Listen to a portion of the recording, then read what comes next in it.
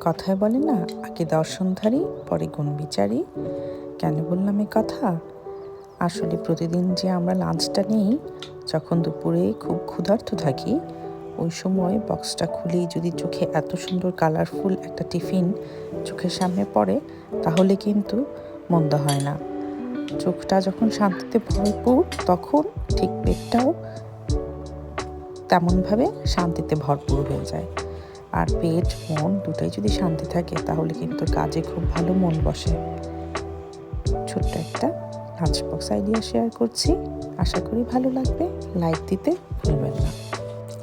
কিভাবে কি বানালাম রেসিপিও খুব তাড়াতাড়ি আসবে, চোখ রাখুন চ্যানেলে।